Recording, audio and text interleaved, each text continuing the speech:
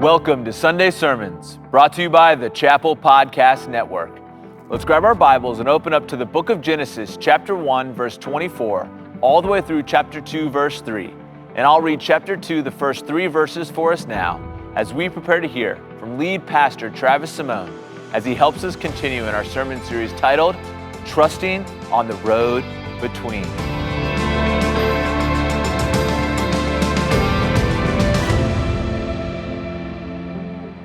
Thus the heavens and the earth were finished, and all the host of them.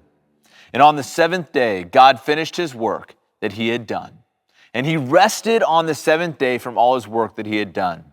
So God blessed the seventh day and made it holy, because on it God rested from all his work that he had done in creation. At the start of the new year, we start a new sermon series, Trusting on the Road Between. In Exodus 16, on the road between Egypt and the Promised Land, God gave his people Sabbath as a tool to build up their trust muscles in the wilderness, the place where resources are scarce, new enemies emerge, the way you've always done things no longer works, and the place where deficiencies in your character are exposed. Last week's sermon on Sabbath as an unopened gift got quite the reaction. The perfectionists wanted to know how they could practice Sabbath correctly. The Bible nerds wanted more on the nuances of biblical interpretation of the Sabbath among different Christian denominations. The more philosophically minded wanted to nail down the ethical implications of a prohibition against work in emergency situations. While all of these are vital considerations in due time, I believe there's a better place to start. What is the Sabbath? You see, before asking, what do I do with the Sabbath? We need to ask, what is the Sabbath? Here's my claim. If you don't know what it is, you won't know what to do with it. We all learned this lesson from The Little Mermaid. The Little Mermaid loves human stuff. She dives down into the shipwrecks and brings up these objects. And she doesn't know what they are, so she doesn't know what to do with them. And her friend here says, this fork is a dingle hopper. He goes, look, it's a dingle hopper. And what you do with it is these humans, they use it to style their hair. And then his hair comes out all puffy and distorted. And then he says he has a pipe. He says it's a snarfblat. He says when the humans get bored, they use the snarfblat to play music. And he goes to blow on the pipe like a trumpet, but nothing comes out but seaweed. You see, if you don't know what the Sabbath is, you won't know what to do with the Sabbath. So what is the Sabbath? The Sabbath is the high point of creation. Sabbath is the high point of creation. Look at chapter 2 of Genesis with me. Thus the heavens and the earth were finished, and all the host of them. And on the seventh day, God finished his work that he had done, and he rested on the seventh day from all his work that he had done. So God blessed the seventh day and made it holy, because on it God rested from all his work that he had done in creation. There are several distinct elements of the seventh day that set it apart as the high point of creation. First, there is no introduction to the seventh day. Every other day, you can go back, as Carolyn said, page 1, has an introduction, and God said, and tells you what God says, and then it tells you what happens after what God says. So, and God said, verse 2, verse 6, and God said, verse 9, and God said, verse 14, and God said, on and on throughout the creation story. But not on the seventh day. Verse 2 again. And on the seventh day, God finished his work. No introduction. It's as if this author is setting apart this day as the day that needs no introduction. You might phrase it like this. Ladies and gentlemen, this is the moment you've all been waiting for. The Sabbath is the high point of creation. In addition to no introduction, there's no epilogue. Every other day of creation contains a brief epilogue to close out that day's creative activity. The epilogue goes like this: and there was evening, and there was morning, the first day. Verse 8, and there was evening, and there was morning, the second day. Verse 13, and there was evening, and there was morning, the third day. Not on the seventh day. On the seventh day, there is no evening or morning. It is as if the author wants us to see the seventh day as something that continues on into the future. Perhaps a future to which we are called to participate in what God does on the seventh day.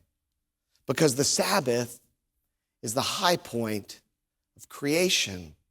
There's also a threefold repetition of the phrase, the seventh day. It's in verses 2 and 3. And on the seventh day, God finished his work that he had done. And he rested on the seventh day from all his work that he had done. So God blessed the seventh day.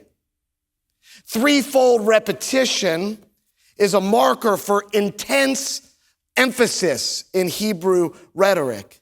Think of God in Isaiah 6:3 as holy, holy, holy. It's a way to intensify the word. What you really need to know, Isaiah says, is that God is holy. Or think of when David laments the loss of his son Absalom in 2 Samuel 18:35. He says, "Oh, my son Absalom, my son Absalom." The author saying, this is grief as intense as it gets. The threefold repetition of the seventh day is the author's way of getting your attention to say, don't miss this, because the Sabbath is the high point of creation. And the Sabbath day is made holy. It's in verse 3. So God blessed the seventh day and made it holy. No other day is made holy in the creation story. Beyond that, nothing else in all of creation is made holy except the seventh day. And the seventh day, should be noted, is the first thing in the Bible that is made holy. Holiness in this context of Genesis 1 and 2 has to do with possession. God claims the seventh day as his very own. The earth, God tells humanity to subdue it. The fish, the birds, every living thing, God says, have dominion over those things. But the Sabbath, God says, this belongs to me. Because the Sabbath is the high point of creation. I'd like to press this metaphor of high points a bit further. High points help us to see things. I learned this with my own eyes. This summer, my family and I had a great opportunity to visit some friends in Colorado. And we were able to make it, if you can, it's a little blurry on that screen. It says 1,000. That would be more like Virginia. It says 11,325 feet. We made it all the way up to 11,325 feet. There may have been a gondola involved, but we made it the rest of the way, where there may have been a ski lift involved. But there we are with our friends. And from 11,325 feet, you can see a long, long way. We also climbed something ourselves. You can see it's not quite as high, but we did. That was our own, with our own 2 feet. There's my family. And not even at 11,000 feet. I think we're at about 8,000 feet there. Look how far. Look how far you can see. You see, by going out of the way to indicate the Sabbath is the high point of creation, we should ask, what does he want us to see? What are we supposed to see from this high point of the created order? First, we are to see the sovereignty of God. The sovereignty of God. One of the most curious aspects of the Genesis 1 creation story is that light is created on day 1, but the sun, moon, and stars are not created until day 4. This is a clue that the author is doing much more than telling us what happened when God created the world.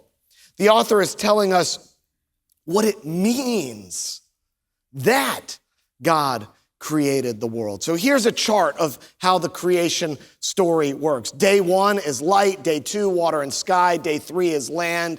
Then day 4, sun, moon, and stars. Day 5, sea creatures and birds. Day 6, animals and humanity. And you can see the parallelism between the 2 days. And this is what people that study the Bible, they like to do. And you see just the beauty and the order and the system that God has woven into the fabric of creation. But sometimes people that are into the Bible, you go, oh, just look at that beauty.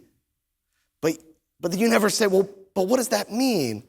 And I was talking to Rich Sylvester, who you heard from earlier during the offertory, and he said in seminary, he had a professor that loved to teach another seminary professor, a guy named Meredith Klein, his what they call framework theology, where they showed the parallelism and the beautiful order that God put in creation.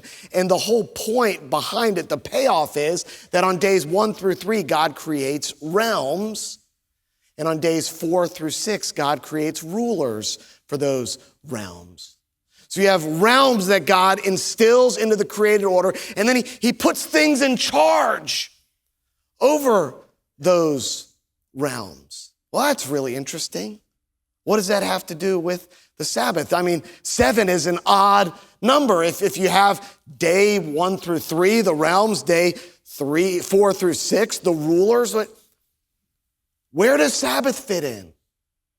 It's the idea that God is the sovereign ruler over all the realms. God comes in and says, humanity, you think you're in charge of this thing? I don't think so. It's a great picture of God's sovereignty. God is interested not only in creation, but in the stewardship of creation. And God says, though I have asked you to steward creation, humanity, your stewardship takes place under the blanket of my sovereign rule. From the high peaks of Sabbath, our vision is sharpened for the sovereignty of God over all creation. And our vision is sharpened for the grace of God. Look at verse 28, chapter 1.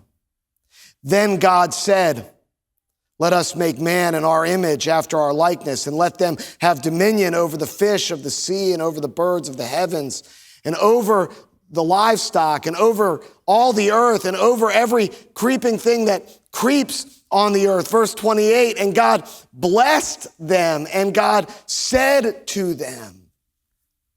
Humanity is the only part of creation that God speaks to directly. God speaks to humanity and gives them a massive job. Be fruitful, multiply, fill the earth and subdue it. Have dominion over the fish of the sea and over the birds of the heavens and over every living thing that moves upon the earth. It's a big job.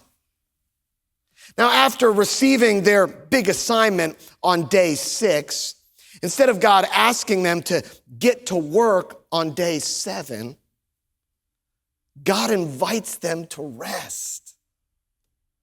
Humanity's first experience of creation is rest. And it's a shocking twist in the story. It's a direct refutation of other ancient creation stories. Many other ancient creation stories has the God or the gods creating humanity in order to do work for them, to do work that the God does not want to do. And the gods create humanity and they say, get to work. And the humans start serving the gods, making food for the gods, bringing drinks to the gods. Not in the Bible. Not only is this a direct refutation of other creation stories, it's a direct refutation of the way we experience the world. One of my daughters plays basketball for Berkeley Middle School. And before the first game, the coach sent an email to the parents saying, we need someone that knows how to do the book for basketball to keep track of the stats and the score. And my first job, my first paying job as a kid, I kept the book on Saturdays for a basketball league that took place at my school. And I loved it. I loved keeping the book. I loved making sure everything was right where it was supposed to be and circling the right thing, running the score. And I loved that when the scorekeeper would get off, that the book was the truth. It didn't matter what was on the scoreboard. It was what was in the book. And so I took my job very seriously. So immediately I volunteered. I said, I'll do it. I know how to do it. And so there I was yesterday at Berkeley Middle School, very fastidiously keeping the book. That's what really matters. And this kid goes into the game, one play, and the kid then gets taken out of the game. This was the other team. It wasn't Berkeley. I'll leave the team in the Bay Rivers nameless here. And the kid says to the coach, Coach, I just got in the game. And the coach looks at her and says, yeah, you just got in the game and you just watched that ball go out of bounds without chasing it. Sit down. That's our experience of the world. It's pay for play. It's perform or sit. Not according to the Bible. Not according to God's grace.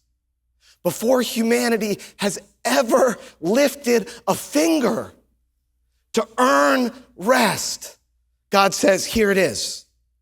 I'm going to give it to you as a gift. The gift is enjoyed before the command is enforced. This is the pattern of the Exodus way we've been studying. Tim mentioned back in the fall, one of his favorite verses in the Old Testament, Exodus chapter 19, verse 4, coming before verse 5. God says, you yourselves have seen what I did to the Egyptians, how I bore you on eagle's wings and brought you to myself. That's verse 4. Then verse 5. Now therefore, if you will indeed obey my voice and keep my covenant. First, God says, I rescued you. I brought you to myself. Then God says, keep my commands. It's the same thing that goes on in the 10 Commandments. Exodus chapter 20, verse 2 comes before any one of the 10 Commandments. I am the Lord your God, who brought you out of the land of Egypt, out of the house of slavery. Now, here's what to do. All of this points forward to the great truth of Ephesians chapter 2, verses 8 through 10. For by grace you have been saved through faith. And this is not of your own doing. It is the gift of God, not the result of works, so that no one may boast. For we are his workmanship, created in Christ Jesus to do good works, which God prepared beforehand that we should walk in them. I've saved you by pure grace. Now live according to my character and my image and my likeness in the world. From the high peaks of Sabbath, our vision is sharpened for the grace of God, the gift of his unmerited favor toward humanity. And our vision is sharpened for the new creation. Now, hang with me on this. I think there's a payoff here. It's a bit complicated, but hang with me. There is another book in the Bible that begins with the same lines as our Genesis creation story. And that book also climaxes with the high point of God finishing his work. In the beginning, God created, that's Genesis 1:1. And God finished his work, that's Genesis 2:2.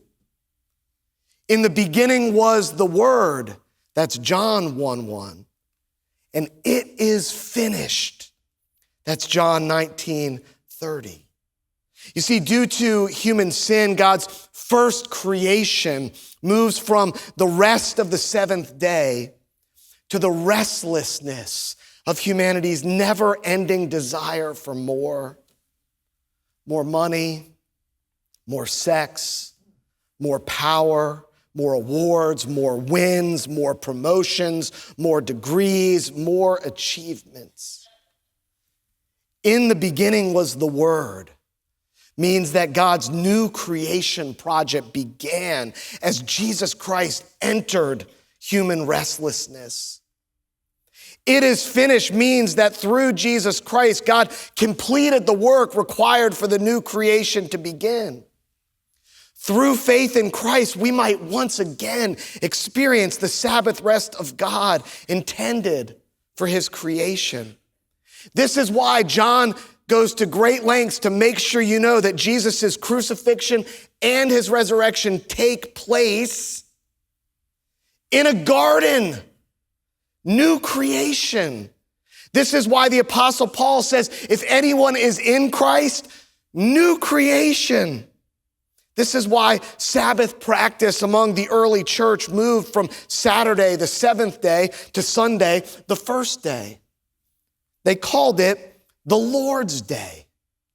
Just like the seventh day belongs to God, the Lord's Day signals that the resurrection of Jesus Christ was nothing less than the beginning of God's recreation of the world.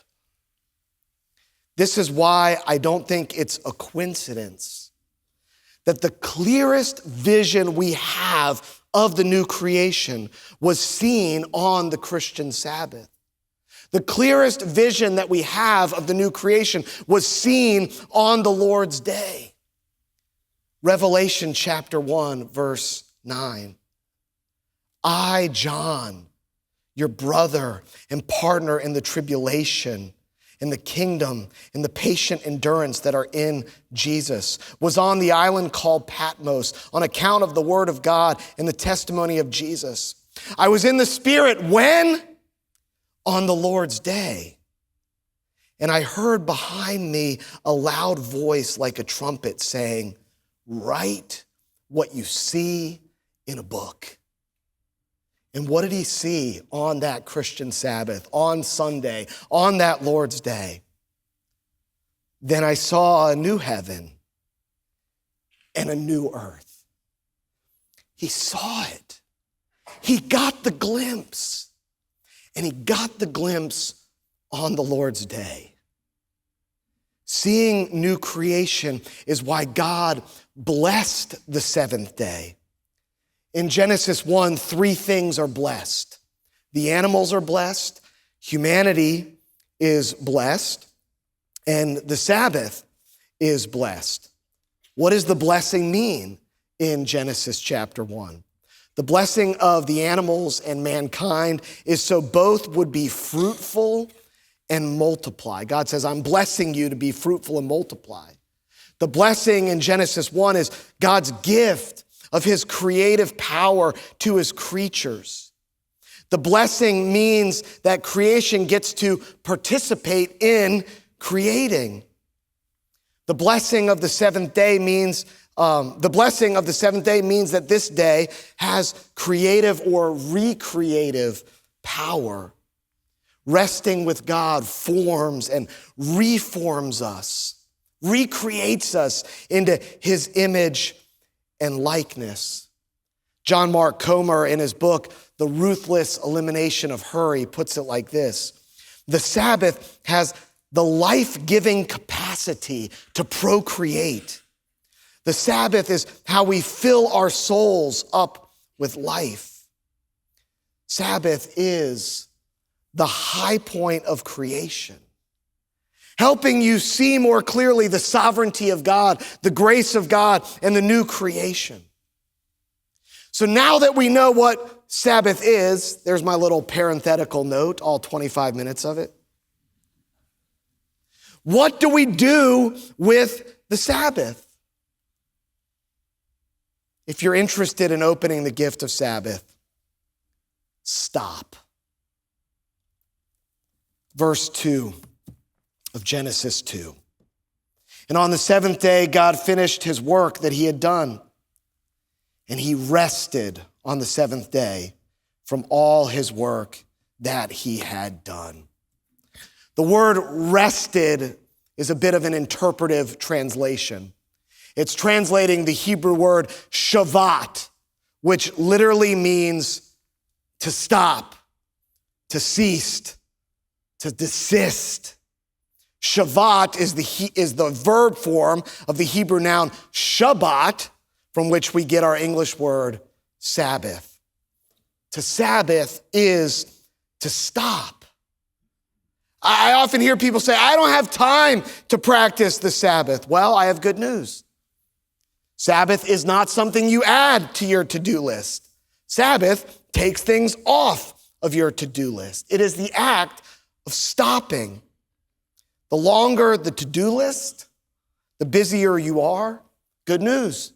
The more opportunities you have to stop. And here's what I love about Sabbath being to stop. Anyone can stop. It doesn't take special skills to stop. It doesn't require extra money in the budget to stop. You don't need to live in a certain neighborhood to stop. The opportunity to see clearly from the high point of creation is the same for everyone. I was recently talking to a friend that I've coached a bit on Sabbath practice. And she said to me, I haven't really been practicing the Sabbath much lately. I'm a widow now, and I live alone, and so I have a lot of time to myself. And I looked at her and I said, remember, God rested. God stopped. She smiled, said, you got me there. But I'm a young parent. Just think of the power of these words from Genesis 2. God stopped. But I own my own business. God stopped. But I'm in a tough season at school. God stopped. But I won't get into the right school. God stopped. But the coach will be so disappointed in me. God stopped. But I really, really need to. God stopped. On the Sabbath, we get to stop. Stop working. Stop winning. Stop planning. Stop worrying. Stop scrolling. Stop posting. Stop buying. So I hope you can discuss this in small groups this week. What do you need to stop weekly in order to see more clearly God's sovereignty, God's grace, and God's new creation? Just a brief picture of what this has looked like in my life. I'm not going to give you my best Sabbath story. I'm just going to give you my last Sabbath story. Last week, I took a walk in a state park that I love. I had a lunch with me. I found a bench. I sat on that bench. I ate a really good sandwich for a long time. I savored every bite. I made sure I brought some chocolate truffles with me. Dessert is very important to me on the Sabbath. To taste that sweetness, like the manna that was tasted like honey, which remember was the apex of ancient flavoring. And I had a Bible, and I opened it up to the book of Psalms, and I prayed through some Psalms. And I just sat there for a long time, about 2 hours in the same place, just sitting there looking at the same thing. See, just being in that beautiful spot of creation reminded me of God's sovereignty, that circle around it all. He controls it all. Eating that food reminded me of God's grace, that everything I eat is a gift. It comes from his creation. The grain that was grown for that bread, it's just a gift. Just came up out of God's creation. Someone knows how it happens. I don't get how it all works, but that food was a gift to me. And reading the Bible, praying those Psalms, helped me just catch a glimpse of God's new creation, how the world's supposed to work when God is in charge. As you can see, I didn't even think I was going to get emotional describing it, just revisiting that moment. You can see that was the high point of my week, because the Sabbath is the high point of creation. Thanks for joining us today. Here at the chapel, we are all about making disciples of Jesus Christ. And we hope you'll join us as we walk the Exodus way and learn to trust God on the way out of Egypt, the way between in the wilderness, and the way into his presence.